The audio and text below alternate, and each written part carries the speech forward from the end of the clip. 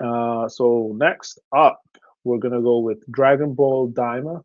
I believe it's episode 15. And yeah, that was fun. Um, our team is still, making their way to Goma.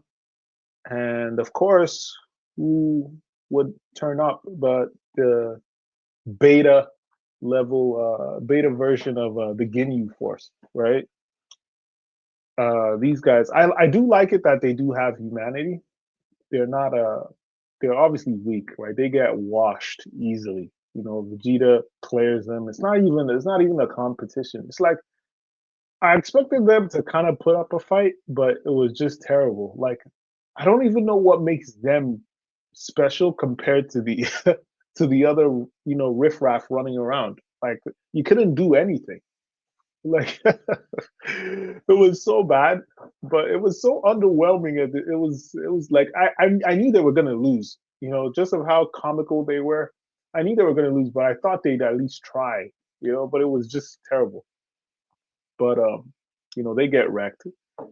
And I do like that they had humanity to, one of them was able to give Goku like chips, to replenish his energy or whatever. He didn't even fight too much. That was pretty cool. I like that. Um, but yeah, that was fun. Uh, we also got to see Degasu, you know, I guess try his hand.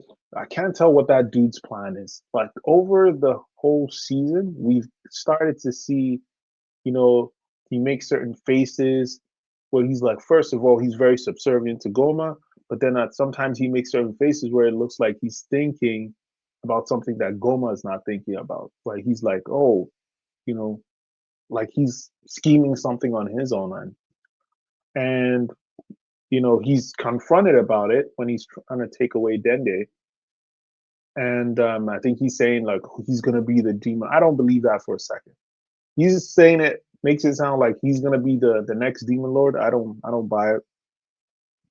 I think if I were to just go off of tropes that I've seen over the past 20 years, I think it's one of two things. I think it's either that he's planning to do something that will abolish the whole system completely, um, where there's no more. Maybe it becomes a more democratic, rulership.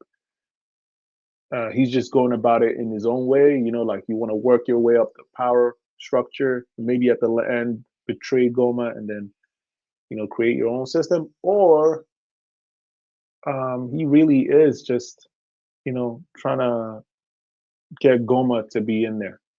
You know, I don't know what his deal is. The dude is it's weird. Like to be so scheming and so weak. It's like, what are you doing here, bro? Like, I don't know what he's supposed to be doing here. Like, do something. Like he lost that way easier, like way too easily. It's not like he could do anything, right? It's against our guys, right? But I thought he'd also put up a little bit more of a fight. But shout out to Hibis, is it Hibis or Hibis and Glorio, right? They came in clutch, saved the day pretty much with that stupid hat. But it came in clutch, and our girl Pansy, she came in clutch as well, saved day.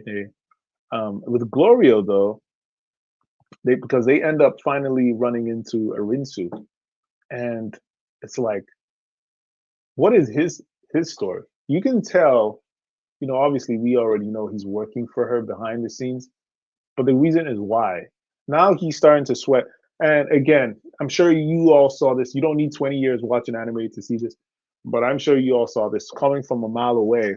He he probably owes some kind of a debt to her, a debt of gratitude.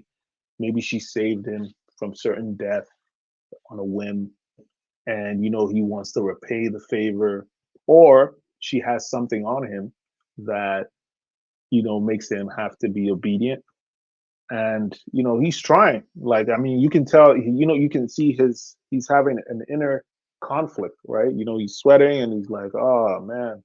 At first, it was probably a lot easier to just work for her. Oh, these guys are whatever. I'm just gonna betray them. Da, da, da, da. But now it's like he's starting to get attached and grow with these guys, fight with these guys. When you go through that kind of stuff, you start to build a certain level of camaraderie. And maybe he's now like, okay, man, am I doing the right thing? He's conflicted now. Um, but yeah, it's interesting to see how it all turns out because I guess next episode we're gonna find out for sure. Like the cat's out the bag. And King Kai, is it King Kai? Yeah, I think it's King Kaioshin Sama. That dude, the King Kai, I believe. He is he has been suspicious of that dude from the jump. So we're gonna get one of those Yaharika, like one of those so was this what I feared type situations next episode, which by the way looks amazing. If you guys played all the way to the end, um, it looks like we're in for a fight heavy um, episode. And we also saw Goma finally assimilate the third eye and what it actually does. We knew that it empowered the user, but we didn't know how. But for Goma, it seems to be like, at least from what we've seen, I'm sure his magical power has the boost, gets a boost. His physical power, though, also gets a boost because he turned into like a giant, right? So I can't wait to see how that works. So that looks like it's gonna be fun. Daima man has been, Dragon Ball Daima has been amazing. By the way, side note, Goku's use of ki sensing ability to sense ki.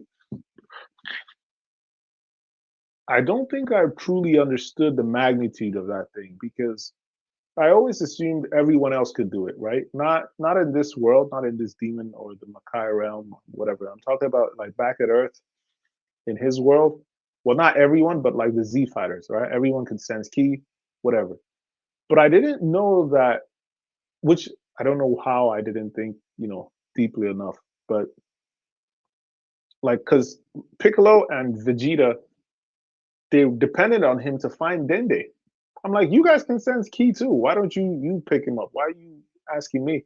But it makes sense. I mean, I thought his ability to sense ki was mostly more just for the, instant transmission, right? I know he picked that up from those guys, from these dudes from a planet, but it makes sense that even to do instant transmission, you have to sense the person's ki such a magnitude, that I mean, he can go from planet to planet just off of that. So it makes sense. Um, but yeah, I guess it was just on full display just how much better it was than everybody else's. So that was pretty cool. That was pretty cool to see. And Dragon Ball Daima, I've had so much fun watching it. I can't wait to rate it at the end. I use my anime list, and I know a lot of people. Oh, oh, it's too old. It's too this, bro. This thing has been here for maybe since I was 12 when I first started watching anime. So it's been here for a while, and I love it. And I can't wait to rate, Daima. It was, it's our rest in peace to Kira Toriyama. You know, it was his last love child to us, the viewers, I believe, and it's amazing, amazing show, amazing show. I loved Super, but it was I had to like push myself to get until we got to like the tournament arc, right? But this one, I've loved it from the jump. So it's good. So I can't wait to see what's in the next episode. Let me know what you guys are expecting. I think I think it's only 20 episodes in total. And we're already on episode 15 or 16. So I think we only have a few episodes left, but we're rounding up. And let me know what you guys think. How long do we have, and how hype is it going to be? Because we've already seen Super Saiyan 3 for both Vegeta and Goku, right? What if we have uh, what was it? What was Piccolo's new transformation? The yellow or golden Namekian, Super Namekian, or something like that. What if we have that? That would be cool. But yeah, that was good. So let me know what you guys thought of the episode, what you liked, what you didn't like, and whatever details you think, stood out to you.